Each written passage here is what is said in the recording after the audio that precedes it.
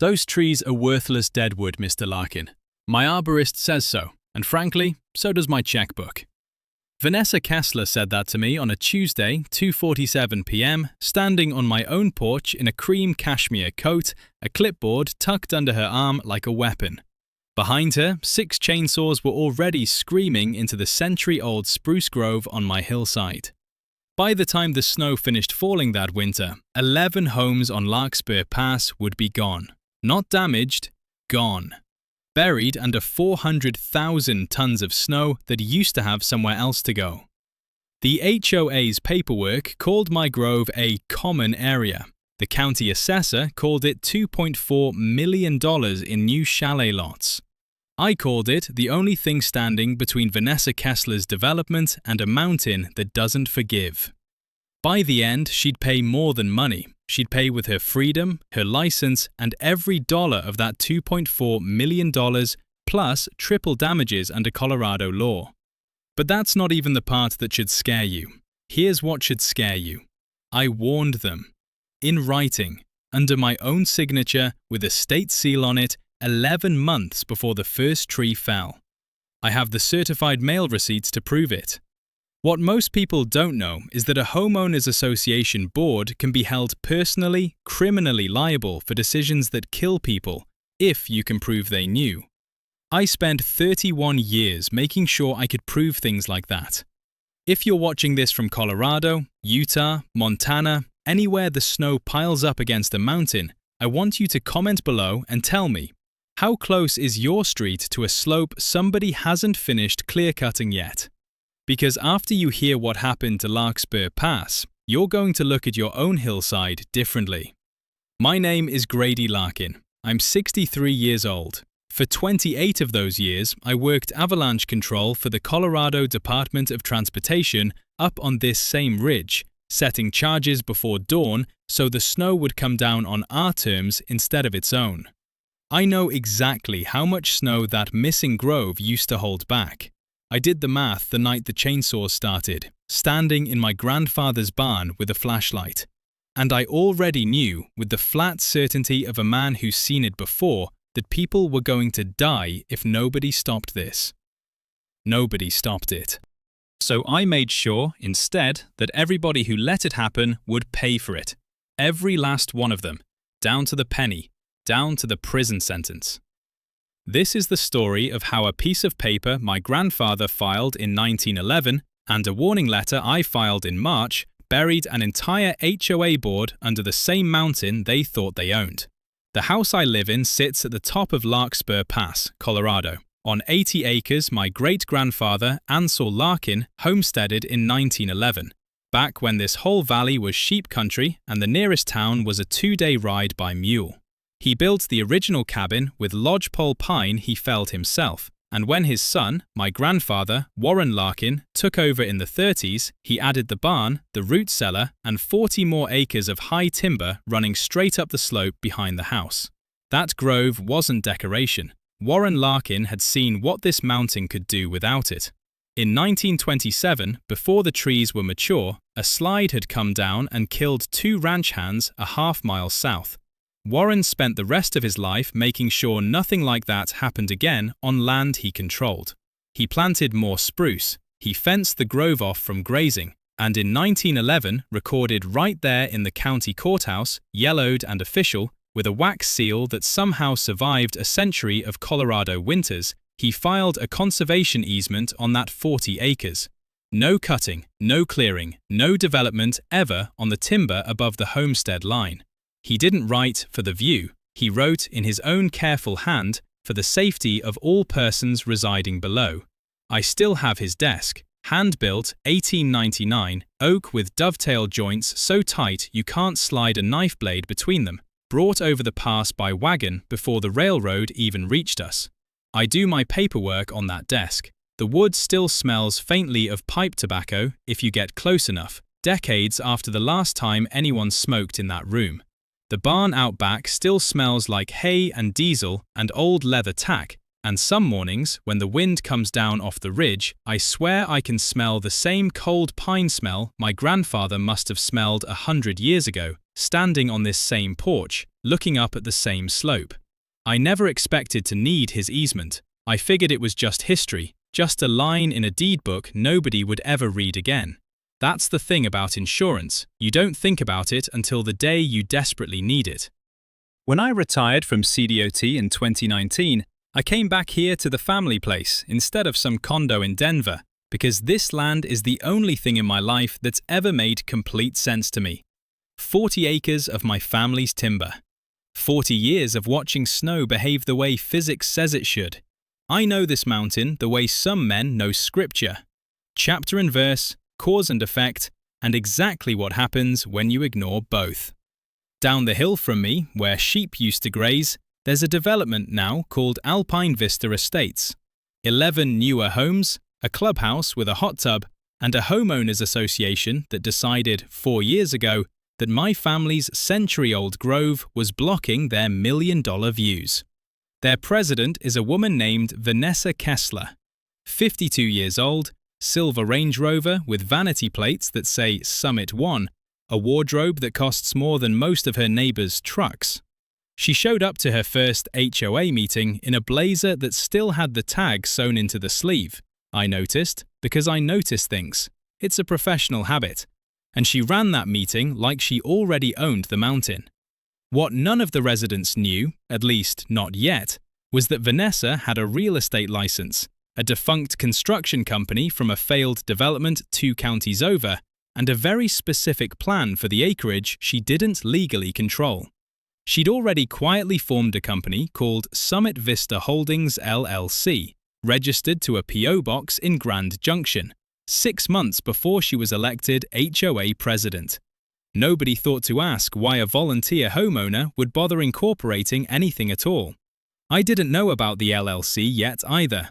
All I knew, standing on my porch that Tuesday in October, watching 6 men in orange vests walk chainsaws up into my grandfather's grove, was that Vanessa Kessler was smiling at me like she'd already won, and that behind her, up on the ridge, the first of my family's 100-year-old spruce trees was leaning, cracking, and starting to fall. The first tree hit the ground at 2:53 p.m. I know that because I checked my watch the second it happened, the way I checked my watch 10,000 times before, standing on this same slope, waiting for a charge to go off. Old habits, old training. The tree came down with a sound like a rifle shot, followed by a long groan, branches snapping, snow that had settled on the upper limbs exploding off in a fine white cloud that drifted down toward the house. I didn't yell. I didn't run up there and put myself between a chainsaw and a 100-year-old spruce, tempting as that was. I've spent enough of my life around men with saws and men with dynamite to know the first rule. Don't be the thing that gets hurt before the paperwork gets filed. So I went inside, got my phone, and I started taking pictures. Time-stamped, wide shots of the whole crew, close-ups of the county permit taped to a stake near the property line, a permit, I noticed right away, that had my grandfather's parcel number typed on it, not the HOA's common area, not Vanessa Kessler's fictional construction easement, mine. At 3:10 p.m., Vanessa herself walked up my gravel drive, clipboard in hand, that cashmere coat swishing around her ankles like she was strolling through a resort lobby instead of onto private property. She had a folded piece of paper she held out to me like a subpoena. Mr. Larkin, this is a courtesy copy of the HOA's Notice of Violation, encroaching vegetation, obstruction of view, corridor easements as defined in Article 9 of the Covenants. You've got 30 days to remove the remaining timber voluntarily, or the association will proceed at cost to your account, plus a $200 a day fine starting today. I took the paper. I didn't argue. I've testified in enough courtrooms to know that the man who stays calm and quiet is the man the judge believes later. This says Article 9, I said. Can I see the recorded covenants this references, not the summary, the actual recorded document? She smiled the way people smile when they think you're too old and too rural to understand what's happening to you. I can email you a copy, sure, but Mr. Larkin, this isn't really up for debate. The board voted unanimously. We've had 3 complaints about obstructed sightlines from the new lots. New lots, I repeated. The 6 chalet parcels the association is developing on the upper common area, she said, like it was obvious, like it had always been obvious, like nobody had bothered mentioning to me that my grandfather's 40 acres had been silently reclassified as HOA common ground somewhere along the way. I didn't correct her on the spot. I've learned that's a mistake. You correct someone with real leverage in a courtroom, in writing, with a paper trail, not on a gravel driveway where it's your word against a woman with a clipboard and a board resolution. So I just nodded and I said, "I'll want that recorded document by end of week." She left. The chainsaws kept running until sundown. By the time the crew packed up their trucks, 6 more of my grandfather's spruce trees were down, stacked like fallen soldiers along the edge of what used to be an unbroken grove. That night I sat at Warren Larkin's desk, the one with the dovetail joints, the one that still smells faintly of pipe smoke, and I started a file. I've kept files my whole professional life. Avalanche control teaches you that if you don't write it down with a time and a signature, it didn't happen, no matter what you remember. I wrote down everything: the time the first tree fell, the permit number on the stake, Vanessa Kessler's exact words about Article 9, the fact that she'd called my family's homesteaded, easement-protected timber a common area without blinking. Then I did what I'd been trained to do for 3 decades. I sent certified letters. One to the HOA board, formally disputing the notice of violation and requesting the recorded covenant language. One to the county recorder's office, requesting a full copy of my property's deed history going back to the original 1911 filing. And one to myself, mailed and left unopened, the old poor man's copyright trick, just in case anybody ever tried to say my documentation didn't exist until after the fact.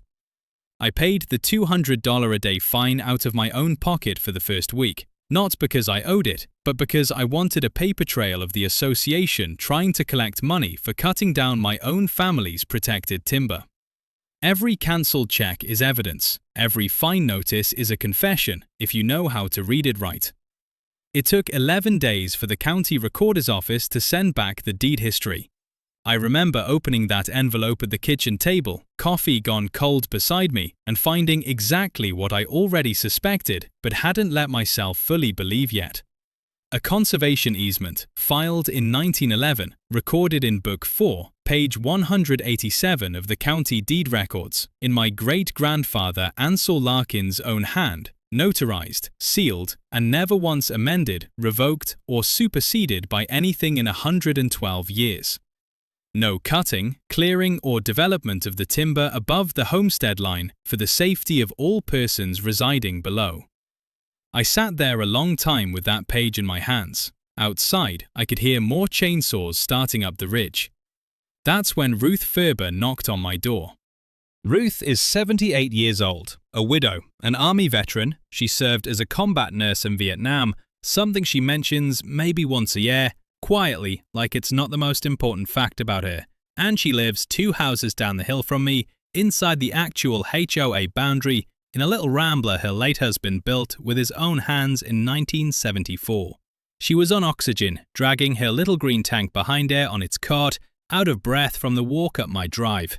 "Grady," she said, "they're saying I owe $4,000 in special assessment fees for the new chalet infrastructure, roads, utilities. I didn't vote for any of it. Nobody asked me." I brought her inside, sat her down at Warren's desk, and I looked at the assessment notice she handed me. Vanessa Kessler's signature was on it, same clipboard energy, same confident, slanted handwriting. $4,000 due in 60 days, or a lien against Ruth's paid-off home. The home her husband built, the home she'd buried him from 3 years ago, the home she had exactly 1 fixed income and 1 oxygen concentrator and nothing else in the world to protect. "Ruth," I said, "did you get a notice about a construction company called Summit Vista Holdings?" She shook her head. But I had, tucked inside the same envelope of county records I'd requested, because I hadn't just asked for my own deed history, old habit. I'd asked for everything filed against parcels bordering mine in the last 5 years. And there it was, buried in a stack of LLC formation paperwork and quitclaim deeds. Summit Vista Holdings LLC, registered address a P.O. Box in Grand Junction, sole managing member Vanessa R. Kessler. Formed 6 months before her election as HOA president, 6 chalet lots purchased from the association's Common Area Fund for a fraction of market value, then immediately relisted for pre-sale at $2.4 million combined, with Summit Vista Holdings collecting every dollar of the margin. My grandfather's protected timber wasn't just being illegally cut down for a view, it was being laundered, tree by tree, into Vanessa Kessler's personal bank account, and Ruth Verber's life savings were about to help pay for the roads. I didn't tell Ruth all of that right away. She was already shaking, the oxygen line trembling against her cheek, and there's a way you learn, working avalanche control, to deliver bad news in stages, the way you clear a slope, one controlled release at a time, never the whole face at once. Ruth, I said, how long do you have on that assessment notice? 60 days. Grady, I don't have $4,000. Harold's pension covers the utilities and the medication, and that's about it some months. Her voice cracked on her husband's name, the way it always did, 3 years on, and still raw. They said if I don't pay, they put a lien on the house, on Harold's house. I looked at her hands, folded on Warren Larkin's desk, veins standing up under skin gone thin as paper, and I thought about every winter I'd spent up on that ridge with a 2-way radio and a box of explosives, making sure nobody's house ever had to find out the hard way what that mountain was capable of. And here was the mountain's oldest, most defenseless resident being squeezed for $4,000 she didn't have to help pay for the exact thing that was going to put her life in danger. Nobody's putting a lien on this house, I told her, not while I'm still breathing. I need you to do one thing for me, Ruth. Don't sign anything. Don't pay anything. Don't call the HOA office and argue with them on the phone, because phone calls don't leave a paper trail, and paper trails are the only thing that's going to save both of us. She almost smiled. You sound like you're planning something. I'm planning to write a lot of letters, I said, which was true, and which was also the smallest possible piece of what was actually forming in my head. Down the hill, word was already moving through Alpine Vista Estates the way it always does in a small development, fast and wrong in at least 3 details by the time it reaches the last house. Dale Ostrowski, 2 doors from Ruth, cornered me at the mailboxes that Thursday, his face red from more than just the cold. You hear they're assessing everybody for the new road grading? $4,000 a house. I asked Kessler where the Common Area Maintenance Fund went, since that's supposed to cover road work, and she told me the fund was reallocated for capital improvements. Reallocated. That's a hell of a word for spent. Write her a certified letter, I told him. Ask for an itemized accounting of the Common Area Fund going back 3 years. Send it certified. Keep the receipt. Dale looked at me like I'd suggested something exotic. You really think paperwork's going to stop Kessler? I thought about Ansel Larkin's easement sitting in a folder on my desk, 112 years old and never once challenged in court. I thought about my own warning letters, still unsent, still forming in my mind, waiting for the right moment to land with their full weight. Paperwork's the only thing that ever stops people like her, I said. She's just betting none of us know how to use it yet. The second red line came on a Wednesday, 7:15 in the morning, cold enough that Ruth's driveway was still sheeted in frost. She called me before she called anyone else, her voice thin and scared in a way I'd never heard from a combat nurse who'd spent a year pulling shrapnel out of 19-year-olds. Grady, there's a truck blocking my drive. The oxygen company can't get through. My tank's down to a quarter. They say they can't deliver until the road's clear, and nobody from the HOA will answer the phone. I was in my truck in under 2 minutes. What I found at the bottom of the hill was a flatbed loaded with lumber and survey equipment, parked square across the only access road to Ruth's house, engine running, driver nowhere in sight. I checked my watch, 7:19 a.m., and I started recording video on my phone before I even got out of the cab. Wide shot first, then the license plate, then the company name stenciled on the door. Summit Vista Holdings LLC. The driver came around from behind the truck a minute later, a young guy who looked like he'd rather be anywhere else, and told me Miss Kessler had instructed him to stage materials at the top of the access road for the new chalet foundations, and nobody had mentioned an elderly resident needed the road kept clear for medical deliveries. I believed him. He wasn't the one I was building a case against. I got his name, thanked him, and asked him, on camera, because by then I never turned the camera off around that development, to please move the truck immediately, that a resident's oxygen delivery was overdue. He moved it inside 3 minutes. The oxygen truck got through at 7:41 a.m., 22 minutes later than scheduled, with Ruth's tank reading somewhere under 15% by the time the driver hooked up her new tank. Nobody died that morning, but I want you to sit with how close that was. A 78-year-old widow, a combat veteran who'd spent a career saving other people's lives, nearly out of oxygen because a construction company blocked her road for a development built on land that wasn't legally theirs to develop.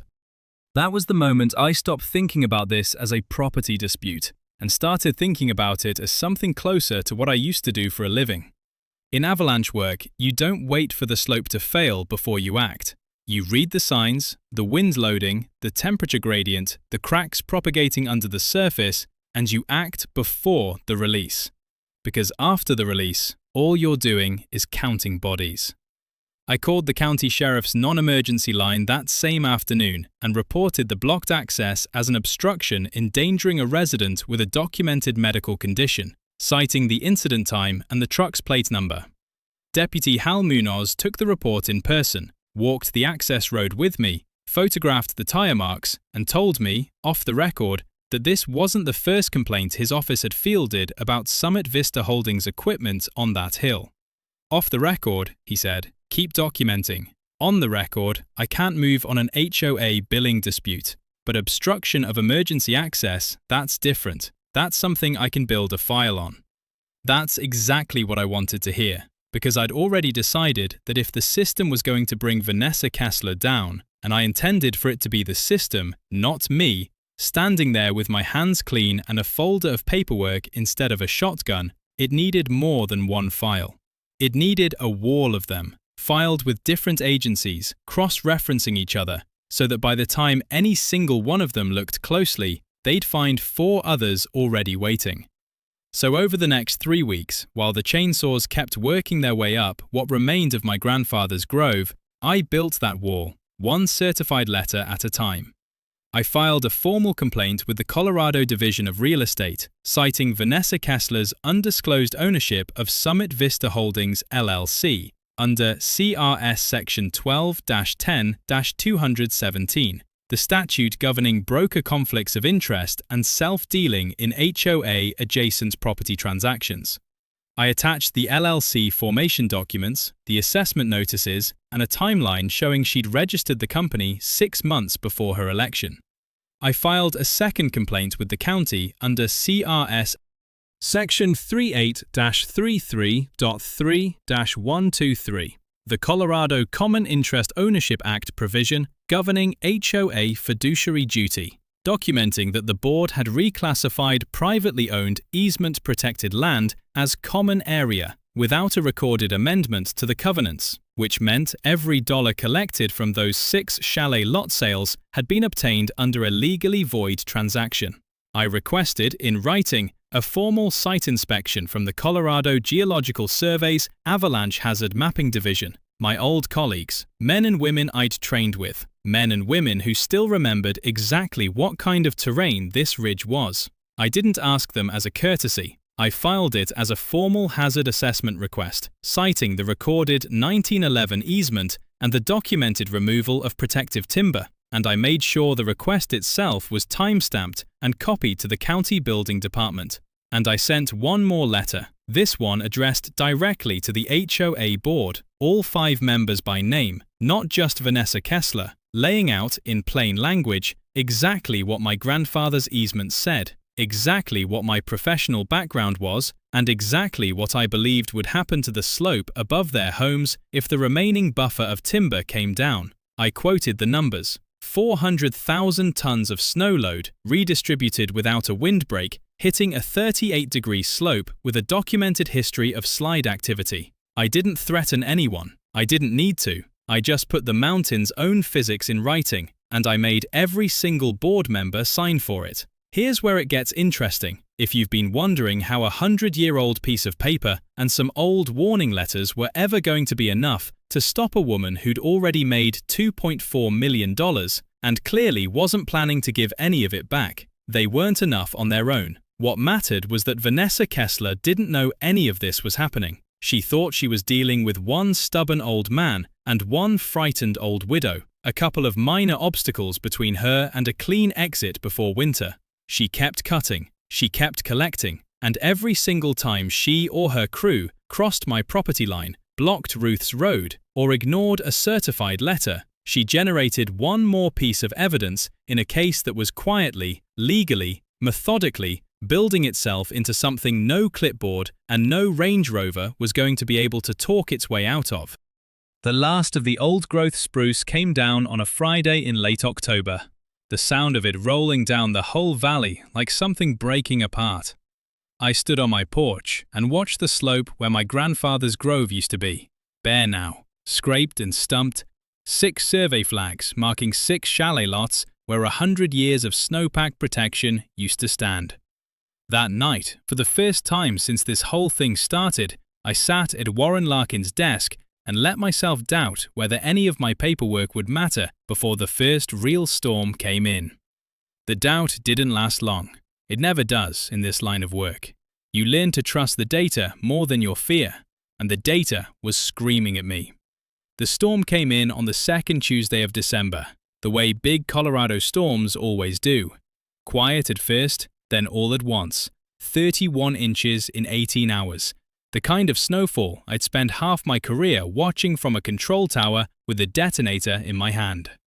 Except this time, I wasn't the one with the authority to close the road, set the charges, or manage the release. I was just a retired old man standing at his window at 4 a.m. watching the wind load the bare, stumped slope where my grandfather's grove used to break every storm that ever came through this valley. I'd already called it in.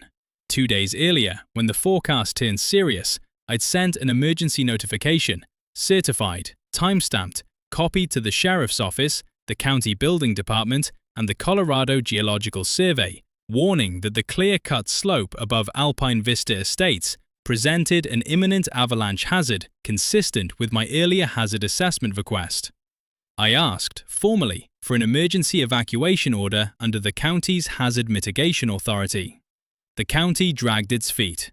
HOA disputes usually do get treated like neighbor squabbles, right up until they aren't. But Deputy Hal Munoz, the same officer who'd walked Ruth's access road with me back in October, took my warning seriously enough to drive up personally on Monday afternoon and knock on doors, urging residents to consider staying with family until the storm passed. Most didn't listen. Vanessa Kessler certainly didn't.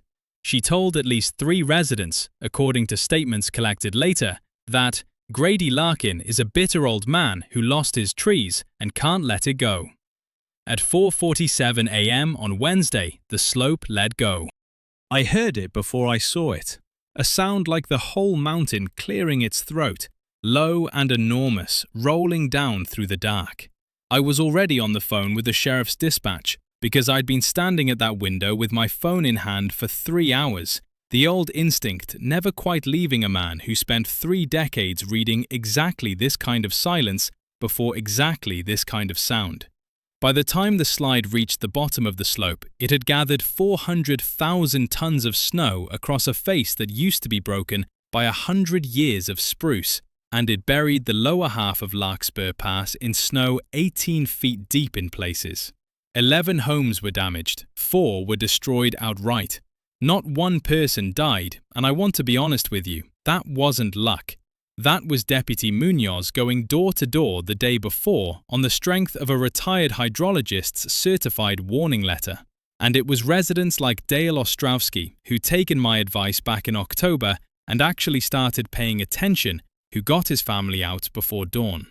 Ruth Ferber's little rambler, sitting just outside the main run-out zone thanks to Harold's original sighting of the house decades earlier, took only minor damage. She spent that morning wrapped in a blanket in my kitchen, oxygen tank humming beside her, watching through my window as county rescue trucks worked their way up the buried road. Vanessa Kessler's Showcase Chalet, the model home for Summit Vista Holdings' 6-lot presale, the one with the unobstructed view corridor she'd bragged about at 3 separate homeowner meetings, was one of the 4 destroyed. She was inside it when the slide hit, having stayed the night to prep for a buyer walkthrough scheduled for that morning. She was pulled out by County Search and Rescue 2 hours later, unhurt but for a broken wrist, still wearing that cream cashmere coat over pajamas, mascara streaked down a face that had never once, in 4 years, looked less than perfectly composed. That's when I finally opened the folder I'd been carrying for weeks.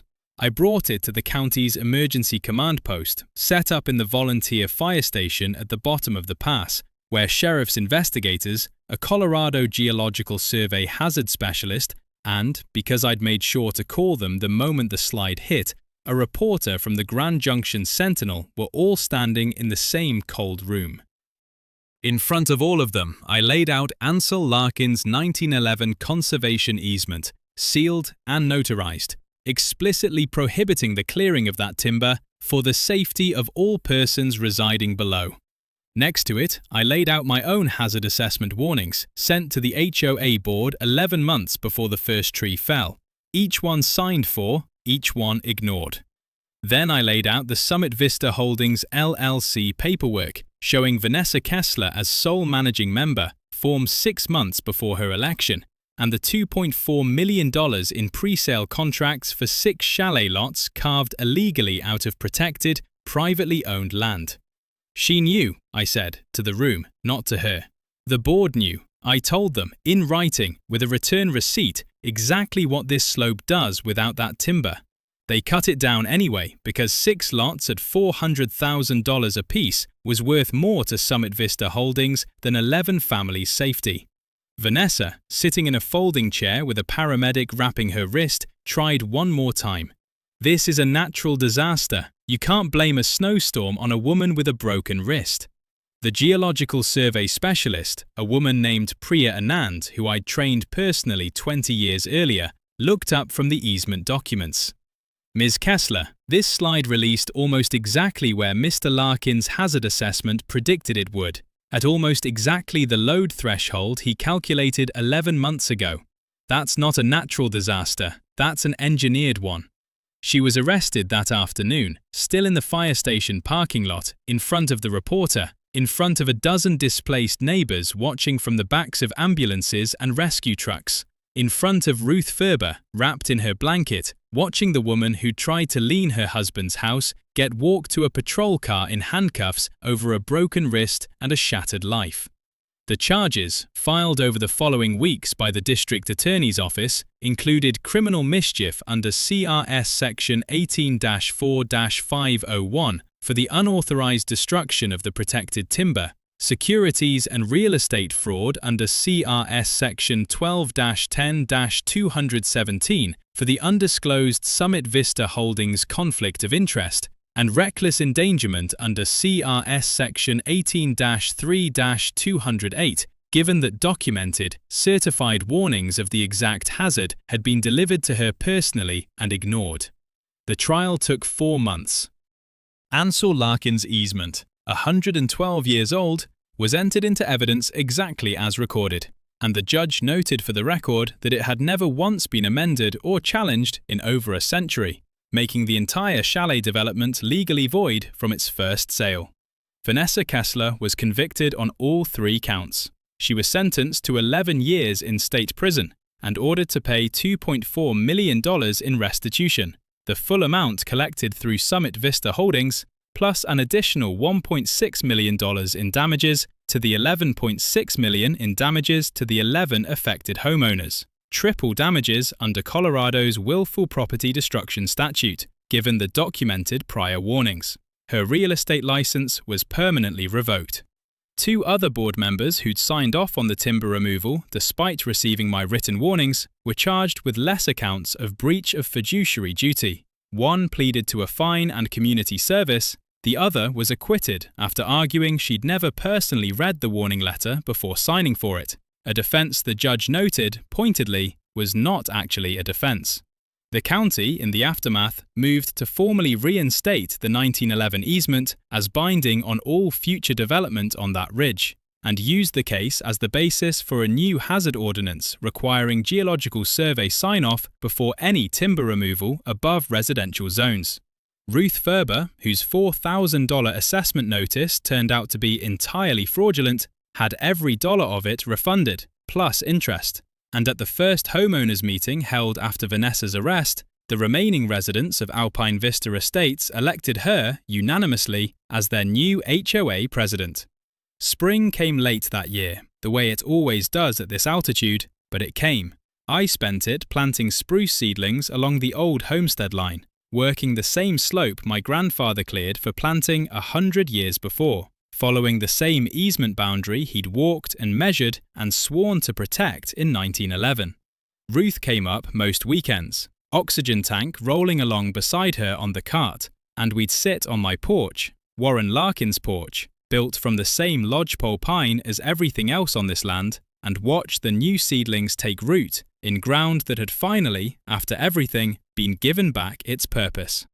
If there's a lesson in what happened at Larkspur Pass, it's this.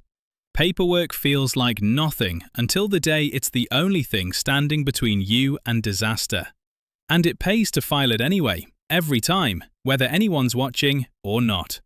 Warnings ignored on paper don't disappear, they wait. And the people who think a 100-year-old easement is just an inconvenient formality are usually the same people who've never had to explain to a judge why they ignored it. Ruth likes to say the mountain did the real justice, and I don't disagree with her. I just made sure the mountain had a witness. Next season, we're heading 2 valleys over, where another HOA board is quietly rezoning a wetland buffer that happens to sit directly above a retired judge's family orchard. And this time, the paper trail starts with a woman who thinks water rights are just a line item on somebody else's deed.